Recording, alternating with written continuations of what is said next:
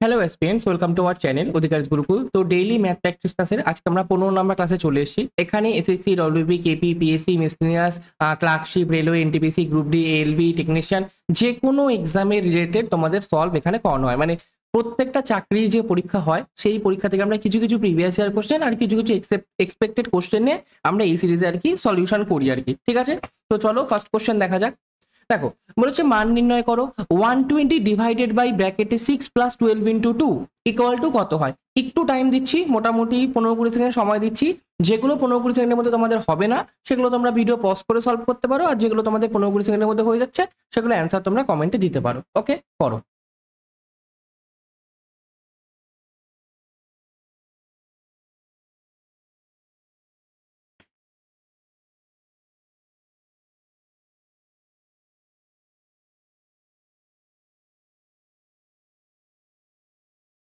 আচ্ছা দেখো, এখানটা আছে 120, তারপরে ডিভাইড আছে।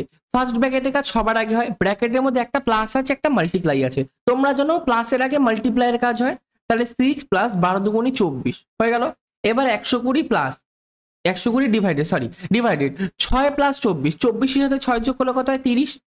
আর 120কে যদি আমি 30 দিয়ে ভাগ করি তাহলে কত হয় 0 0 3 4 12, তাহলে কারেক্ট অ্যান্সার 4, 1 নাম্বার অপশনটা সঠিক উত্তর।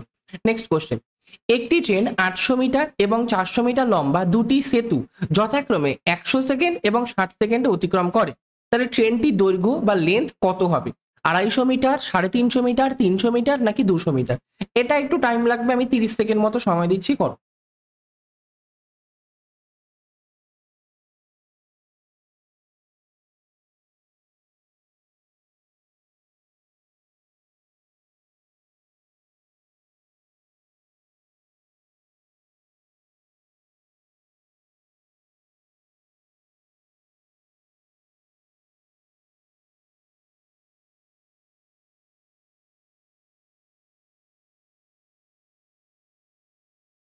ওকে চলো শুরু করি।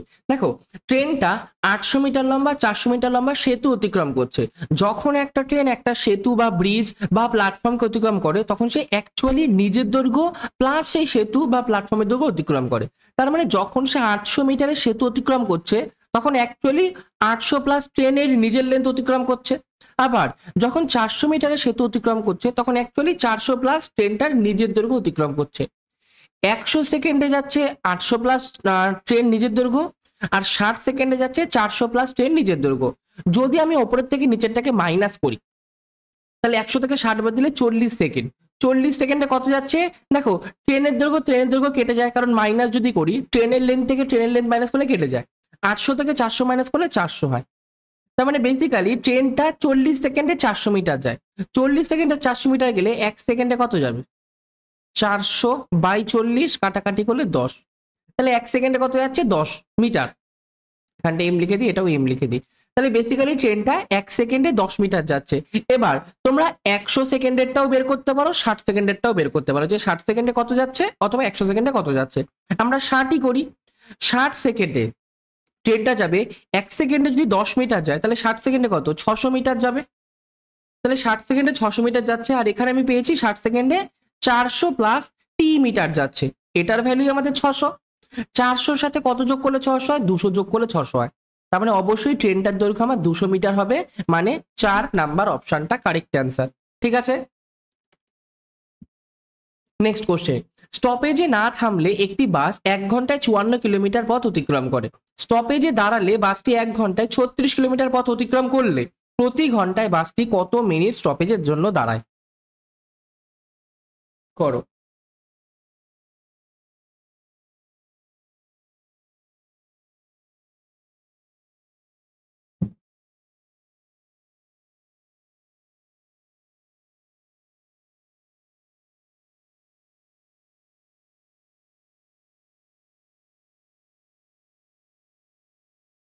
ওকে দেখো, এর একটা ফর্মুলা আছে। আমাদের স্টপেজে যে দাঁড়ায় বা ওয়েটিং টাইম সমান সমান কি? অরিজিনাল স্পিড মানে যেটা আমার 54 আছে মাইনাস স্টপেজে থামার পরে স্পিড 36 বাই অরিজিনাল স্পিড, এত ঘন্টা আমাদের কি হয় ওয়েটিং টাইম। তাহলে এখান থেকে 54 থেকে 36 মাইনাস করি। 36 36 4 40 4 44, 8 8 আর 10 54, 18। বাই আমার কত 54 আওয়ার। আচ্ছা আওয়ারটাকে আমি যদি 60 দিয়ে গুণ করি তাহলে মিনিট হয়ে যায়। আর আমাকে বলেছে বাসটি কত মিনিট দাঁড়ায়। ওকে 3 8 এবং 54, 3 দিয়ে করলে 3 20 60, তাহলে অ্যান্সার 20 মিনিটস। 20 মিনিট সে স্টপেজে দাঁড়ায়, মানে ট্রেনটা 20 মিনিট স্টপেজে দাঁড়াচ্ছে। তাহলে কারেক্ট অ্যান্সার কোনটা? 1 নাম্বার অপশনটা কারেক্ট অ্যান্সার। চলো নেক্সট কোশ্চেন। ₹2.04 দামের প্রতি কিলোগ্রাম গমের সাথে প্রতি কিগ্রা ₹2.88 দামের গম অনুপাতে মেশালে কি অনুপাতে মেশালে কি অনুপাতে মেশালে প্রতি কিলোগ্রাম মিশ্রিত গমের দাম ₹2.52 টাকা হবে? বলো।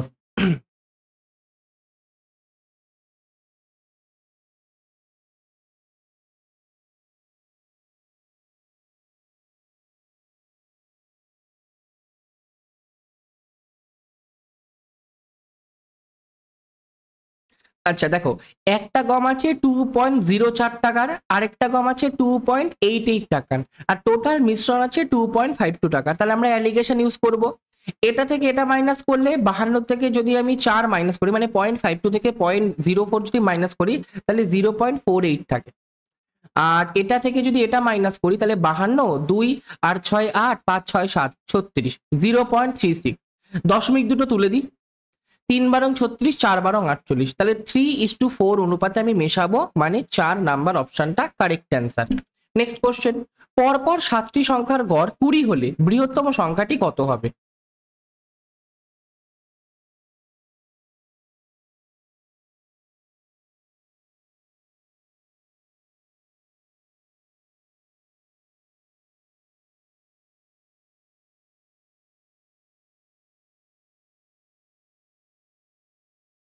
ওকে দেখো, পরপর 7টি সংখ্যা আছে, 1 2 3 4 5 6 7। কেন আমি মাঝেরটা বড় দাগ দিলাম? কারণ আমাদের যে গড় হয় সেটা পুরোপুরি মাঝের নাম্বারটা গড় হয়।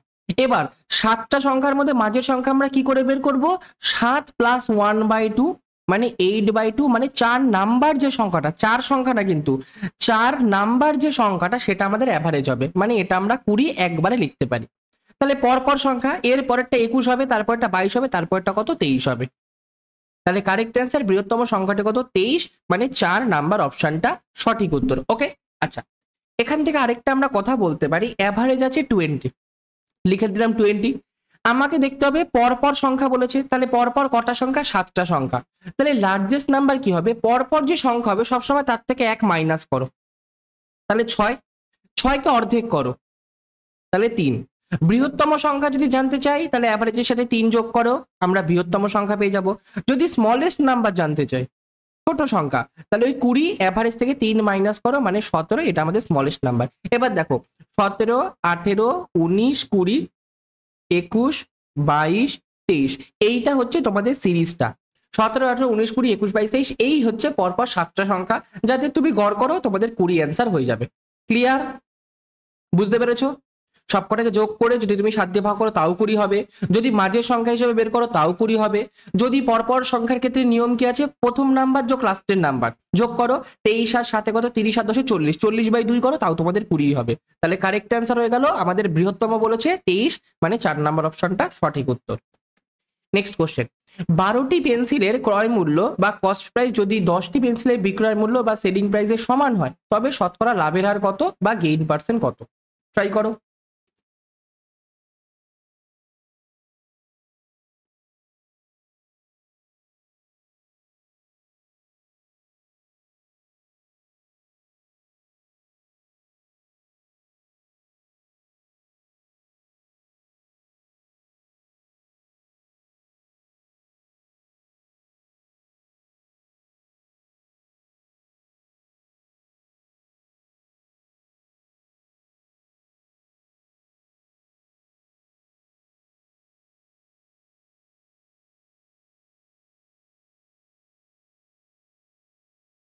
ওকে দেখো, 12টি পেন্সিলের কস্ট প্রাইস এটাই বলেছে 10টি পেন্সিলের সেলিং প্রাইসের সমান। তাহলে এখান থেকে যদি আমি সিপি বাই এসপি করি কত হবে? 10/12, 2 দিয়ে কাটলে 5 দুগুণে 10, 2 দিয়ে কাটলে 6 দুগুণে 12।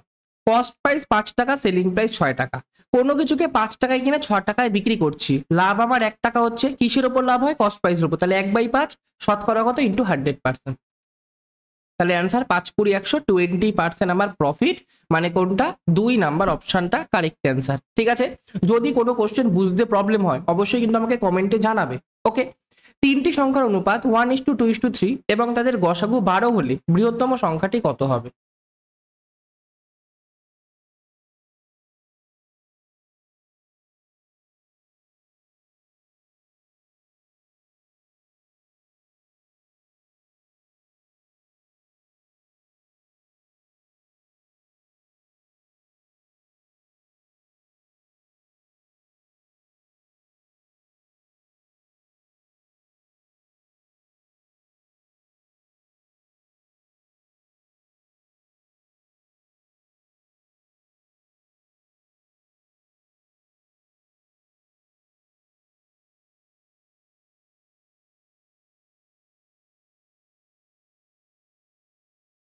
ওকে, দেখো অনুপাত আছে 1:2:3, আমাকে বলেছে গসাগু 12, তাহলে বৃহত্তম সংখ্যাটি কত?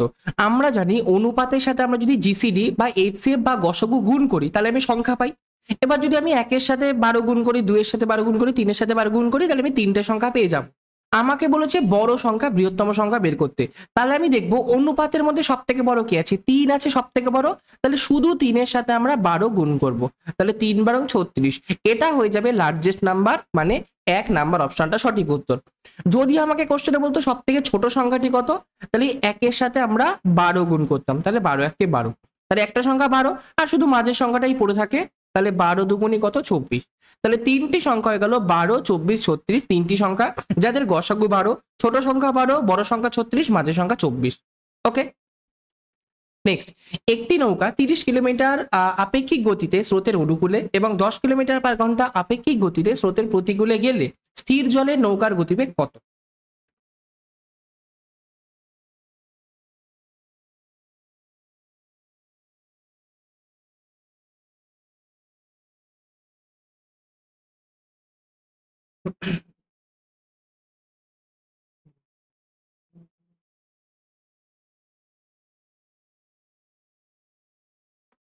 ওকে, দেখো ফার্স্টে অনুকূল ডাউন স্ট্রিমে গতিবেগ 30 কিলোমিটার/আওয়ার, তারপরে প্রতিকূল আপস্ট্রিমে গতিবেগ 10 কিলোমিটার/আওয়ার। তাহলে এখান থেকে যদি নৌকা বোটের স্পিড বের করি কি হবে, downstream plus upstream by 2, তার মানে 30 যোগ 10/2, 30 আর 10 40, 40/2 মানে 20। আর এখান থেকে যদি আমি স্ট্রিম মানে স্রোতের গতিবেগ বের করতে চাই তাহলে downstream minus upstream by 2, 30 থেকে 10 বদলে 20, 20/কত 2 মানে 10। আমাকে শুধু নৌকার চেয়েছে, তাহলে বোটেরটা বের করলাম 20 কিলোমিটার/ঘন্টা, মানে 4 নাম্বার অপশনটা সঠিক উত্তর। এবার দেখো তোমরা যদি চেক করতে চাও, এমনি বলছি আমি, এরকম না যে চেক করতেই হবে তোমাদের, তোমরা যদি চেক করো ডাউন স্ট্রিমে গতিবেগ কত হচ্ছে, বোটের সাথে স্ট্রিম যদি যোগ করে দাও, নৌকার সাথে স্রোতের গতিবেগ যোগ করলেই ডাউন স্ট্রিম হয়, দেখো 20 আর 10 30 হয়ে গেল। আর যদি তোমরা আপস্ট্রিমে বের করতে চাও, আপস্ট্রিমে কি হয়, নৌকার গতিবেগ থেকে স্রোতের গতিবেগটাকে মাইনাস করি, তাহলে 20 থেকে 10 মাইনাস করো, দেখো তোমরা আপস্ট্রিমে 10ও পেয়ে যাবা। ওকে, নেক্সট, 180 কিলোমিটার দূরত্ব অতিক্রম করতে সমীরের শ্যামের থেকে 2 ঘন্টা বেশি সময় লাগে। যদি সমীর তার গতিবেগ দ্বিগুণ করে তবে তার শ্যামের থেকে 1 ঘন্টা সময় কম লাগে, তাহলে সমীরের গতিবেগ ঘন্টায় কত কিলোমিটার?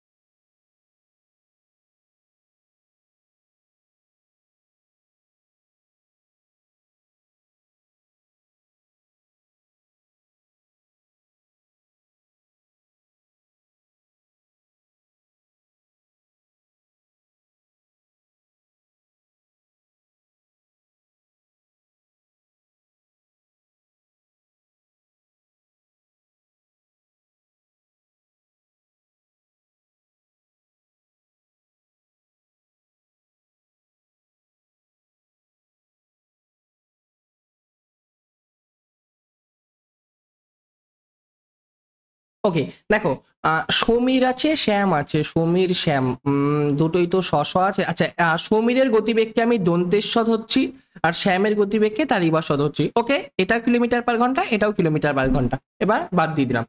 আচ্ছা, ফার্স্টে বলেছে 180 কিলোমিটার দূরত্ব অতিক্রম করতে সমীরের শ্যামের থেকে 2 ঘন্টা বেশি লাগে, তাহলে সমীরের কি বেশি সময় লাগে? তাহলে 180 কিলোমিটার যাচ্ছে সমীর, সেখান থেকে যদি মাইনাস করি 180 কিলোমিটার বাই শ্যাম, এদের ডিফারেন্স কত 2 ঘন্টা, তাই তো। 180 কিলোমিটার হচ্ছে গিয়ে ডিস্টেন্স, আর দন্তেশ্বটাকে কি ধরছিলাম সমীরের গতিবেগ আর কি, কিলোমিটার পার ঘন্টায়, তাহলে দন্তেশ্ব কিলোমিটার পার ঘন্টা, সে মাইনাস করলাম 180 কিলোমিটার ডিভাইডেড তালিবাস কিলোমিটার পার ঘন্টা। তাহলে প্রথমটাও কি ডিস্টেন্স বাই স্পিড টাইম বেরোলো, পরেরটাও কি ডিস্টেন্স বাই স্পিড টাইম বেরোলো। ঠিক আছে, সমীরের বেশি টাইম লাগছে এই জন্য সমীরটাকে আমি আগে নিয়েছি, শ্যামের কম টাইম লাগছে এই জন্য শ্যামটাকে আমি পরে নিয়েছি। ঠিক আছে, তাহলে এর ভ্যালু 2 কিলোমিটার পার ঘন্টা। তুমি হিসাব করে যদি দেখো এই টাইমটা সমীরের লাগছে, তাহলে এই টাইমটা শ্যামের লাগছে, তাহলে সমীরের কি শ্যামের থেকে 2 ঘন্টা বেশি লাগছে, হয়ে গেল। আচ্ছা, এখান থেকে আমি যদি করি 180 বাই দন্তেশ্ব সমান সমান সমান সমান না -2 যদি করি, এটা সমান সমান বেরোবে 180 বাই তালিবাস।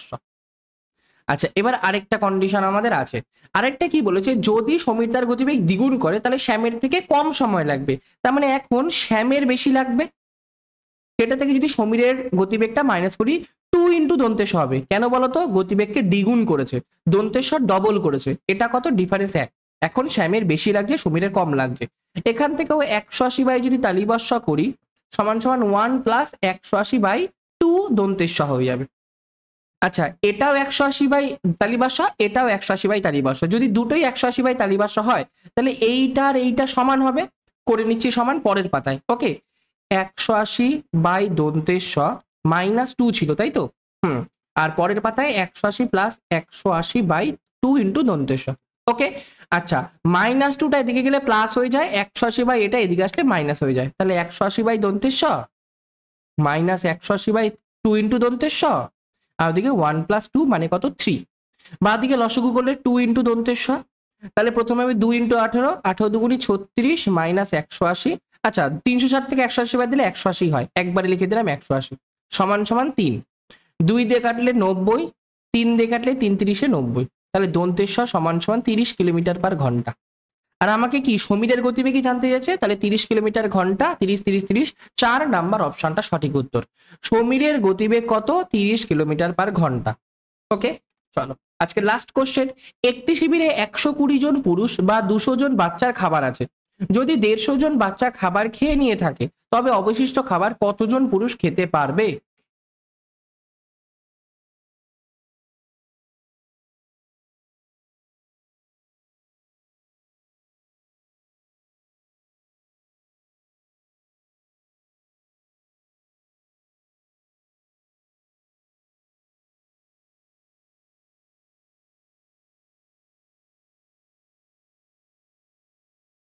আচ্ছা, 120 জন পুরুষ মানে 120টা ম্যান যা খাবার খায় সেই সেম খাবারটা 200 জন চাইল্ডও খায়, 200 জন বাচ্চা আছে মানে 200 জন চাইল্ডও খায়। এখান থেকে যদি ম্যান বাই চাইল্ড বের করি, এটা কত 200 বাই 120, 0 0 4 5 20, 3 4 12, তাহলে একটা মানুষ 5টা খাবার খেলে একটা চাইল্ড 3টে খাবার খায়। পুরুষ যদি 5 ইউনিট খাবার খায় তাহলে চাইল্ড আমার 3 ইউনিট খাবার খায়। এবার কথা, 150 জন বাচ্চা খাবার খেয়ে নিয়েছে, 200 জন বাচ্চা যেই খাবারটা খায় সেই খাবারটার মধ্যে 150 জন আমার খাবার খেয়ে নিয়েছে, তাহলে বাকি কি 50 জন চাইল্ড যে খাবার খায় সেই সমপরিমাণ খাবার আমার কাছে রয়েছে। 200 জন বাচ্চা যেই খাবারটা খায় তার মধ্যে 150 জন বাচ্চা খাবার খেয়ে ফেলেছে, তাহলে অবশিষ্ট খাবার কোনটা, 50 জন বাচ্চার যে খাবার সেই খাবারটা রয়েছে। এইবার 50 জন বাচ্চা কটা খাবার মানে কতটা খাবার খায়, 50 ইন্টু সি এর ভ্যালু এইমাত্র 3 বেরোলো, কোনটা আমি বলে দিচ্ছি অন্য কালি দিয়ে বলি তোমাদের বুঝতে সুবিধা হবে। এই দেখো, সি 3 ইউনিট খাবার খায়, তাহলে একজন বাচ্চা যদি 3 ইউনিট খাবার খায় তাহলে 50 জন বাচ্চা কতটা খাবার খাবে, 50 ইন্টু 3 ইউনিট। এই খাবারটা বলেছে কতজন পুরুষ খেতে পারে, একটা পুরুষ 5 ইউনিট খাবার খায়, তাহলে এটা হচ্ছে আমার টোটাল অবশিষ্ট খাবার। এই খাবারকে যদি আমি 5 দিয়ে ভাগ করি তাহলে কটা পুরুষ খাবে আমি জানতে পারবো, টোটাল খাবার বাই একটা পুরুষের খাবার যদি ডিভাইড করি তাহলে কতজন পুরুষ আছে জানবো। 5 দিয়ে 5 10 50, তাহলে 3 10 কত 30, তাহলে 30 জন পুরুষ বাকি খাবারটা খেতে পারবে, মানে 2 নাম্বার অপশনটা কারেক্ট অ্যান্সার, যে 150 জন বাচ্চা যদি খাবার খেয়ে নিয়ে থাকে তবে অবশিষ্ট খাবার 30 জন পুরুষ খেতে পারবে। ওকে, ঠিক আছে, আই থিঙ্ক কোনো তোমাদের প্রবলেম নেই, যদি কোনো ডাউট থাকে আমাকে অবশ্যই কমেন্টে তোমরা জানাতে পারো। ঠিক আছে, যদি কেউ একদম বেসিক থেকে অঙ্ক শিখতে চাও বা মোটামুটি তোমরা শিখেছো কিন্তু পুরোপুরি তোমরা অঙ্কের পুরো সিলেবাস তোমরা এক জায়গা থেকে কমপ্লিট করতে চাও, তো তাদের জন্য আমরা যোদ্ধা ফাউন্ডেশন ব্যাচ লঞ্চ করেছি। ব্যাচের প্রাইস 299, একদম তোমরা ফাউন্ডেশন ব্যাচ হিসাবে তোমরা বলতে পারো একদম মিনিমাম প্রাইসের মধ্যে আমরা ব্যাচটাকে কন্ডাক্ট করছি, ঠিক আছে। এখানে তোমাদের বেসিক থেকে শুরু করে মানে বেসিক্যালি নাম্বার সিস্টেম থেকে শুরু করে পার্সেন্টেজ, প্রফিট লস, লসগু গসাগু, রেশিও প্রপোর্শন সব কিছু একদম বেসিক থেকে শুরু করে অ্যাডভান্সের ট্রিগোনোমেট্রি, মেনসুরেশন, জিওমেট্রি, অ্যালজেব্রা সমস্ত কিছু, সমস্ত ম্যাথের চ্যাপ্টার তোমাদের এই ব্যাচে তোমাদের কমপ্লিট করানো হবে। যেরকম তোমাদের কনসেপ্ট ক্লাস তোমরা লাইভ অ্যাটেন্ড করতে পারবা, মানে লাইভ কনসেপ্ট ক্লাস হবে, কোনো ডাউট হলে তোমরা সঙ্গে সঙ্গে ক্লিয়ার করতে পারবা। এছাড়াও তোমাদের এর মধ্যে এসএসসি, পিএসসি, রেলের সমস্ত এক্সাম রিলেটেড তোমাদের প্র্যাকটিস ক্লাসও করানো হবে, ঠিক আছে। ওটা রেগুলার বেসিস, উইকলি বেসিসে আর কি তোমাদের প্র্যাকটিসও হবে, আবার তোমাদের পরীক্ষার আগেও তোমাদের ভালো মতো তোমাদের প্র্যাকটিস করানো হবে। প্র্যাকটিস পিডিএফ, ক্লাস নোট সবকিছু ক্লাস শেষ হওয়ার বা প্র্যাকটিস ক্লাস শেষ হওয়ার পরেই তোমরা পেয়ে যাবা। এখান থেকে ফ্রিতে তোমরা মক টেস্ট, সেকশনাল টেস্ট সবকিছু তোমরা এখান থেকে দিতে পারবা, ওকে। এক্সাম ওরিয়েন্টেড অ্যাপ্রোচ, ফার্স্ট পয়েন্টটা আমি কেন রেখেছি এটা, এক্সাম ওরিয়েন্টেড অ্যাপ্রোচ মানে কি, কোন অ্যাপ্রোচে করলে আমাদের এক্সামে কম টাইম লাগবে সেই অ্যাপ্রোচও তোমাদের এখান থেকে শেখানো হবে। বেসিক্যালি দেখো, একটা অঙ্ক তোমাদের অনেকভাবে করা যায়, কিন্তু অনেকভাবে করলেই তো হবে না, কোনভাবে করলে আমাদের কোন অঙ্ক কোনভাবে করলে সব থেকে কম টাইম লাগবে সেটা আমাদের দেখতে হবে। অ্যাকুরেসির সাথে সাথে স্পিড আমাদের জন্য ম্যান্ডেটরি, সেরকম টাইম লিমিটও ম্যান্ডেটরি, মানে টাইমের মধ্যে আমাদের শেষ করতে হবে। তো সেরকম ভাবে অ্যাপ্রোচ তোমাদের এই ব্যাচ থেকে শেখানো হবে। এই ব্যাচটা তোমরা যদি নাও তোমাদের এসএসসির পুরো সিলেবাস কমপ্লিট হয়ে যাবে। পিএসসির তোমরা যে কোনো পরীক্ষা দাও, এসএসসি গ্রুপ সি ডি হয়ে যাক, তোমাদের তারপরে ক্লার্কশিপ হয়ে যাক, মিসনেস হয়ে যাক, ডব্লিউবিসিএস হয়ে যাক, যে কোনো পিএসসির আন্ডারে যে পরীক্ষা হয় সেটা তোমরা যাই দাও সমস্ত ক্লিয়ার হয়ে যাবে।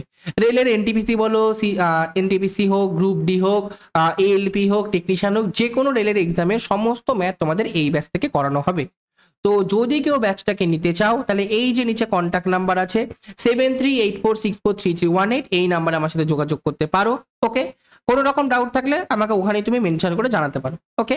তো থ্যাংক ইউ আজকের জন্য। ক্লাসটা ভালো লাগলে অবশ্যই লাইক করে চ্যানেলটাকে সাবস্ক্রাইব করে দিও, ঠিক আছে। জয় শ্রীকৃষ্ণ, জয় শ্রীরাম।